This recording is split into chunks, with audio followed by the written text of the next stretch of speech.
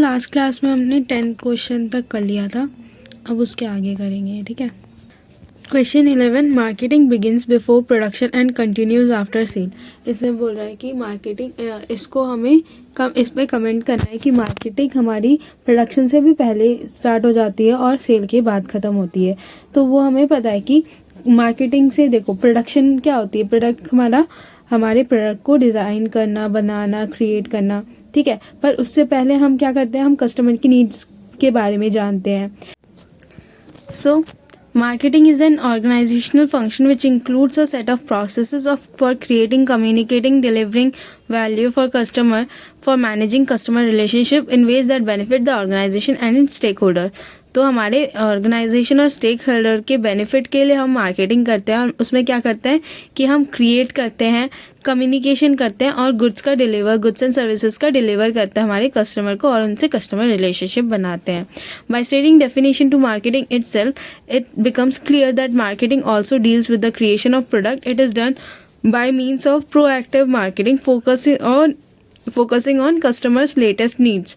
For this process of marketing, research is applied. These days, companies' strategies have shifted from research is make and sell philosophy to sense and respond philosophy. In order to identify the needs of various surveys are conducted, pilot studies are done. The respondents are not just prospective customer but also frontline executives, since they know a lot about the needs of customer. At each stage of new product development, marketing has a key role to play. तो मैंने ये बताया तुम लोगों कि पहले हम marketing product बनाने से भी पहले क्या प्रोडक्ट बनाना है ये जानने के लिए हम रिसर्च करते हैं। पहले हम कस्टमर टारगेट करते हैं, फिर उनकी नीड्स जानते हैं, और फिर उस नीड्स को हम कैसे सेटिस्फाई कर सकें वो जानते हैं, और फिर हम उसकी प्लानिंग करते हैं कि वो कैसे कैसे प्रोडक्शन करनी है, और उसके बाद उसको इम्प्लीमेंट करते हैं, हम प्रोडक्शन करते हैं। फिर उसके बाद हमारी जब प्रोडक्शन हो जाती है, सेल से पहले हम उसकी एडवर्टाइजिंग करते हैं, और उस सेल्स के बाद फिर उसकी डिलीवरी करते हैं। ठीक है। डिलीवरी के बाद फिर हम क्या करते हैं, कस्टमर से फीडबैक लेते हैं। देखो, marketing after sales, making a new customer is costlier than retaining old one. Therefore, it is necessary to keep the customers not only satisfied but rather delighted. This can be done through customer relationship management, where marketers can offer to provide after-sale services, warranties, guarantees, product resale offers, discounts on next purchase, etc. तो देखो, ये माना जाता है कि new customer बनाना ज़्यादा महंगा है कि हम अपने जो पुराने कस्टमर हैं उनको रखें। देखो, पुराने कस्टमर जो होंगे, अगर वो हमसे बहुत ज़्यादा खुश रहेंगे तो वो हमारे कस्टमर बने रहेंगे और वो न्यू कस्टमर भी लेके आएंगे। तो क्या हो गया, इससे हमारी क्या हुई, हमने अपने ओल्ड कस्टमर भी रख ली और फिर हमारे वो न्यू कस्टमर भी ले आया। तो जो हमारा मेकिंग न्यू कस्टमर वाला था उसकी जो कॉस्ट थी वो हमारी बच जाती है वहाँ पे। तो इसीलिए हम मार्केटिंग आफ्टर सेल्स करते हैं, ताकि हमारी कस्टमर से रिलेशनशिप बन जाए, जिससे उनका ट्रस्ट बन पाए हमारे बिज़नेस में, और वो रिटेन रहे हमारे बिज़नेस में, और न्यू कस्टमर भी लेके आए वो। तो कैसे करते हैं हम मार्केटिंग आफ्टर सेल्स, कैसे करते हैं, हम सेल्स सर्विसेज देते हैं, अपने प्रोडक्ट की वारंटीज़ देते हैं, गारंटीज़ देते हैं, प्रोडक्ट को रीसेल ऑफर्स करते हैं कि ख़राब होने के बाद एक्सचेंज ऑफर्स होते हैं हमारे, डिस्काउंट कि अगर आप नेक्स्ट परचेज़ करेंगे तो आपको डिस्काउंट, लाइक जैसे कि मदर डेयरीज़ होती है, तो मदर डेयरीज़ में उनको एक्सचेंज जो कॉइन्स होते हैं वो नहीं होता है, तो वो क्या देते हैं, कूपन देते हैं। क्यों देते हैं वो कूपन, कि वो जो है कूपन को चलाने के लिए, कूपन के पैसे को यूज़ करने के लिए वो फिर से हमारी मदर डेयरी पे आए। तो वो क्या कर रहे हैं, अपनी कस्टमर को रख रहे हैं कि वो दोबारा आएगा, ये इसीलिए उसको कूपन देते हैं। ठीक है। फिर उसके बाद हमारे 12th question, marketing creates value for customers and builds profitable customer relationships and captures value from customer in return. कि मार्केटिंग क्या कर रही है, कस्टमर के लिए वैल्यू क्रिएट कर रही है और कस्टमर से रिलेशनशिप बना रही है, और उसके बदले में क्या ले रही है, उनसे वैल्यू ले रही है। और वैल्यू में क्या लेती है, वो मनी लेती है, प्रॉफिट लेती है, मार्केट शेयर लेती है। ठीक है। Marketing creates value for customers and builds profitable customer relationship and captures value from customers in return. This statement very aptly describes the essence of marketing in modern scenario. It is a two-way process of creating value for customers by offering high quality products in in exchange of a price which acts as value from the customers. It is a mutual beneficial activity where focus is on building and maintaining long-term profitable customer relationships.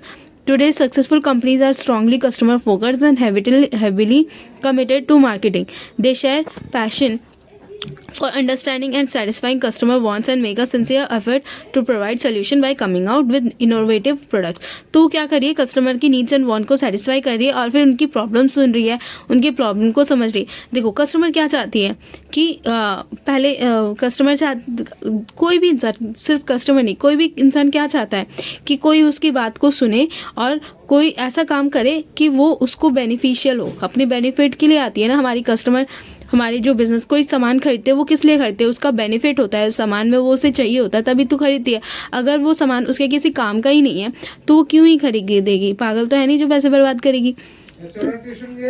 तो जो हम क्या कर रहे हैं, अगर हम customer की नीड्स एंड वांट को सेटिस्फाई करने की कोशिश कर रहे हैं, उनकी नीड्स जान रहे हैं, उनकी प्रॉब्लम्स जान रहे हैं और उसको सॉल्व कर रहे हैं, तो हमारी कस्टमर भी हमसे खुश रहेगी. ठीक है. For example, Procter and Gamble, one of the world's largest and most respected marketing company, creates value for customer by offering innovative products like Tide, Pantene, Gillette, etc., which are widely accepted by customers, and in return Procter and Gamble get rewarded with brand loyal customer. Similarly, Philips is another company which is always striving to come out with novel solution for existing products problems and produces high quality innovative products like fire. हाँ, तो वो क्या करिए कि उन्होंने customer का दिल जीता, फिर उसके बाद क्या मिला उनको, अपने जो बिज़नेस का नाम, उनका नाम बढ़ा है और बिज़नेस का नाम बढ़ता है तो उसकी प्रॉफिट भी बढ़ेगी, है ना. मार्केट शेयर किससे बढ़ती है, नाम से ही तो बढ़ती है. किसी कंपनी की प्रॉफिट और नाम से ही तो बढ़ती है. तो अगर आपकी कस्टमर आपसे खुश है तो वो क्या करेगी, आपको एक ब्रांड बना देगी, आपके बिजनेस को एक ब्रांड बनाएगी. आपकी बिजनेस में लॉयल्टी फुल कस्टमर्स होंगे. ठीक है. तो उससे क्या होगा, आपकी मनी तो मिलेगी, रेवेन्यू जनरेट तो होगी, जिससे कि फिर हमारी मार्केट शेयर भी बढ़ेगी. तो ये सारी चीज़ें हमारी वैल्यूज़ होती है हमारे, जो कि हम लेते हैं, एक सेलर लेता है एक कस्टमर से. ठीक है. फिर question 13, modern marketing is an integrated process of identification, assessment and satisfaction of human bonds. Comment कि जो हमारा मॉडर्न मार्केटिंग है वो एक इंटीग्रेटेड प्रोसेस है किस चीज़ का, identification, assessment and satisfaction of human bond का. इस पे कमेंट करना है.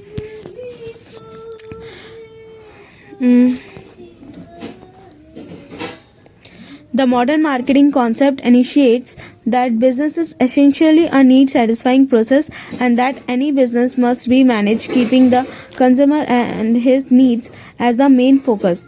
All goals of business, including profit and generation of customer including profit, must be realized through customer orientation, integrated management, action and generation of consumer satisfaction. Matching products with the market implies determining the requirements of potential customers and designing products that satisfy these requirements. Thus, modern marketing is the integrated process of identification, assessment and satisfaction of human wants. तो वो क्या कर रहा है कि identify कर रहा है ह्यूमन वॉन्ट्स को और फिर उसको ह्यूमन वॉन्ट्स को अपने प्रोडक्ट में लागू कर रहा है और उनके फिर प्रोडक्ट में वो लागू करके क्या कर रहा है, कस्टमर को सेटिस्फाई कर रहा है ना. कस्टमर पे फोकस्ड है हमारी सारी बिजनेसेस, जो भी हमारी एक्टिविटीज़ है बिजनेस के अंदर वो सारे हमारे कस्टमर ओरिएंटेशन है. तो हम जब हम कस्टमर पे ध्यान देंगे तो आसान सी बात है, ऑब्वियसली बात है कि हमारी जो कस्टमर सेटिस्फैक्शन ही जनरेट करेगा वो. ठीक है. The focus is on customer and his wants. It is the process of discovering and translating customer wants into products and services and then in turn making it possible for more and more people to enjoy more and more of this products and services. ठीक है. तो यही सारी चीज़ें हैं. फिर उसके बाद क्वेश्चन 14 हमारा, modern marketing concept is applicable to all business organisation irrespective of their size, nature और functionality. Give reason for your answer. कि मॉडर्न मार्केटिंग हमारा जो है वो हर बिजनेस ऑर्गेनाइजेशन में काम करता है, हम अप्लाई कर सकते हैं, चाहे उसका साइज़ कुछ भी हो या फिर नेचर फंक्शन कुछ भी हो, वो हर बिजनेस ऑर्गेनाइजेशन में काम करेगा. ये हमें कमेंट करना है, इस पे रीज़न देना है. The adoption and use of modern marketing concept have various benefits of any company irrespective of their size, nature or functionality. Some of the benefits are listed below. First, concern for customer needs and wants rather than it itself product increases the acceptability of the product. कि देखो customer की needs and wants पूरी होंगी, यहाँ पे customer जो चाहता है वही चीज़ उसको मिल रही है तो वो क्या करेगा, जल्दी एक्सेप्ट करेगा प्रोडक्ट को, ठीक है, क्योंकि उसका बेनिफिट है उस प्रोडक्ट में. सेकेंड, हमारा marketing concept requires an integrated and coordinated approach to marketing. कि जो हमारा मार्केटिंग कॉन्सेप्ट है इसमें क्या है, इंटीग्रेटेड और कोऑर्डिनेटेड अप्रोच है कि सारी की सारी जो जितने भी एक्टिविटीज़ एंड फंक्शंस हो रही है हमारी बिजनेस में वो सारी किसकी तरफ हमारी डायरेक्टेड है, हमारे कंज्यूमर नीड्स की तरफ, कंज्यूमर सेटिस्फैक्शन की तरफ डायरेक्टेड है. तो हमारी सारी कोऑर्डिनेट होते हुए चल रही है, एक साथ मिलके चल रही है ना. एक ही ऑर्गेनाइजेशन गोल है, वो हमारा customer satisfaction, customer orientation, customer focused है पूरा. फिर थर्ड, हमारा marketing concept is a system approach to marketing. It facilitates a rational analysis of all marketing problems along with their effective solution. और फिर जो हमारे मार्केटिंग कॉन्सेप्ट में क्या होता है, हम मार्केटिंग की सारी प्रॉब्लम को ध्यान में रखते हुए हम एक इफेक्टिव सोल्यूशन निकालते हैं, ठीक है. तो ये हमारा एक रैशनल एनालिसिस है जो कि बहुत हेल्पफुल होता है हमारे मार्केटिंग मतलब हमारे बिजनेस के लिए. फिर उसके बाद fourth, a business firm pursuing marketing concept can respond effectively to the change occurring in a marketing environment. देखो मार्केटिंग एनवायरनमेंट में जो भी चेंज हो रही है वो उसको बिजनेस को पता चल जाएगी. क्यों पता चल जाएगी, क्योंकि वो मार्केटिंग रिसर्च एंड डेवलपमेंट उसका एक मतलब रिसर्च एंड डेवलपमेंट एक डिपार्टमेंट होगा. तो वो क्या करेगी, एक ये मार्केटिंग जो है हमारा एक कंटिन्यूअस प्रोसेस है, एट अ टाइम प्रोसेस नहीं है, ये एक कंटिन्यूअस प्रोसेस है. तो हर टाइम जब भी अगर ये कंटिन्यूअस प्रोसेस होगा तो क्या होगा कि मार्केट में जो भी चेंज आएगा वो उसको पूरा हमारे बिजनेस में पता चल जाएगा. और अगर पता चल गया तो हम क्या करेंगे, उसके अगेंस्ट एक्शन, उसको सही करने के लिए एक्शन लेंगे, है ना. तो इसीलिए जब अगर मार्केटिंग कॉन्सेप्ट अगर वो अप्लाई कर रहा है अपने बिजनेस में तो उसको मार्केटिंग चेंज के बारे में, एनवायरनमेंट की चेंज के बारे में पता चल जाएगा और वो उस हिसाब से अपना काम कर लेगा. फिर फिफ्थ, हमारा marketing concept has a strategic and philosophical value. It helps the management to direct organisation efforts toward long term and wider goals. ये एक स्ट्रेटेजिक और फिलोसॉफिकल वैल्यू देता है हमारा मार्केटिंग कॉन्सेप्ट कि जिससे कि हमारी लॉन्ग टर्म बेनिफिट हो और वाइडर गोल्स बने हमारे ऑर्गेनाइजेशन के. लॉन्ग टर्म हम क्यों रखते हैं कि देखो कस्टमर को खुश रखेंगे तब जाके वो कस्टमर हमारी बार बार आएगी हमारी कंपनी में. तो वो हमारा एक लॉन्ग टर्म, हम लॉन्ग सर्वाइवल ऑफ बिजनेस के लिए हम मार्केटिंग कॉन्सेप्ट यूज करते हैं. फिर उसके बाद हमारा 15th question, discuss the stages in the evolution of modern marketing by giving suitable examples. और briefly discuss the stages in the evolution of modern marketing concept. कि हमें एवोल्यूशन, जो मॉडर्न मार्केटिंग में एवोल्यूशंस हुए हैं, चेंजेस आए हैं, वो हमें डिस्कस करना है. तो मॉडर्न इंडस्ट्रियल रेवोल्यूशन में बहुत सारी चेंजेस आई हैं, ठीक है. तो पहला चेंज हमारा, in the early times of industrial revolution, mass marketing of goods by mass production was the hallmark as the key to business profitability. Then the emphasis shifted to selling by any means. However, the focus on customer needs has ultimately succeeded into its part. अच्छा, ये marketing concept के changes की बात हो रही है, यहाँ पे मार्केटिंग की बात नहीं हो रही. मैं सोच रही थी कि मार्केटिंग के चेंजेस की बात हो रही है, ठीक है. तो पहला हमारा क्या चेंज आया है, इवैल्यूएट हुआ है. पहले देखो, पहले क्या होता था, हम प्रोडक्ट ओरिएंटेड करते थे. सबसे पहले हम अपने प्रोडक्ट पे ज्यादा ध्यान देते थे और कस्टमर की नीड्स पे ध्यान नहीं देते थे. और तब भी हमारी सेल हो जाती थी. क्यों हो जाती थी, क्योंकि पहले इतनी वैरायटी ऑफ चॉइसेस नहीं थी हमारे कंज्यूमर्स के पास. उसको जो प्रोडक्ट मिलता था वो उसको लेना पड़ता था क्योंकि उसके और सब्स्टिट्यूट्स नहीं होते थे. तो वहाँ पे सिर्फ प्रोडक्ट ओरिएंटेड एज होती थी वो, कि manufacturing of products was carried out by assuming that customers would search and buy reasonably priced and well built products. At that time there were no marketing department, there was sales department to manage and control sales and sales forces. Product and placement or distribution were two main functions. It continued till 1929 when the Great Depression the thinking process. देखो हमने customer view point से मैंने बताया कि पहले इतने variety of choices नहीं थे, पर सेलर व्यू से क्यों हमारा प्रोडक्शन ओरिएंटेड एज में हमारा सेलर व्यू क्या था कि उस टाइम पे सिर्फ सेल्स डिपार्टमेंट होती थी, उस टाइम पे प्रोडक्ट प्लेसमेंट और डिस्ट्रीब्यूशन डिपार्टमेंट उतनी ज़्यादा फंक्शन नहीं थी। ठीक है, कि सेल्स डिपार्टमेंट ही ज़्यादातर चलती थी, और जो हमारे जो मार्केटिंग डिपार्टमेंट्स है जैसे like research and development department हो गया, एडवर्टीजमेंट डिपार्टमेंट हो गया, तो ये सारी चीज़ें नहीं होती थी। बस प्रोडक्ट डिपार्टमेंट होता था, हम गुड्स का प्रोड्यूस करते थे और उसका सेल्स करते थे। इतनी सारी मीडियाज भी नहीं थी एडवर्टीजमेंट के लिए, और इतने सारे फैक्टर्स भी नहीं थे कि हम उनको बाकी डिपार्टमेंट्स बना सके। ठीक है, और ये कब तक चलता रहा? 1929 तक चलता रहा। फिर उसके बाद हमारा सेल्स ओरिएंटेड एज आई, जो कि हमारी it relates to the period of 1929 and world war 2। Great depression और वर्ल्ड वॉर 2 के टाइम पे 1929 पे हमारी सेल्स ओरिएंटेड एज बनी, जो कि जहाँ पे क्या था कि product the main problem was not product और distribution but how to sell it. वहाँ पे प्रॉब्लम हो गई थी कि कैसे बेचे हम। The firms with the best sales personal and wide distribution networks were mostly successful. This stage was characterised with hard selling by promotional activity. However in the process of promoting the products through hard sell tactics unscrupulous practice cropped up. तो वहाँ पे एक problem आ गई थी कि बेचने के लिए हमारे पास प्रोडक्ट था और हमें उसका डिस्ट्रीब्यूशन भी कर सकते थे, पर उसको बेचे कैसे कि क्योंकि तब उस टाइम क्या होता कि वर्ल्ड वॉर का टाइम था, तो उस टाइम पे माइग्रेशन हो रही थी कि हर कोई बंदा एक जगह से दूसरी जगह पे माइग्रेट कर रहा था। तो फिर अब जब जिस मार्केट से हमारी कस्टमर्स चली जाएंगी तो उस मार्केट पे तो वो सेल नहीं कर पाएगा ना, तो इसके लिए क्या उसको भी, जो सेलर है उसको भी दूसरी जगह जाना पड़ेगा।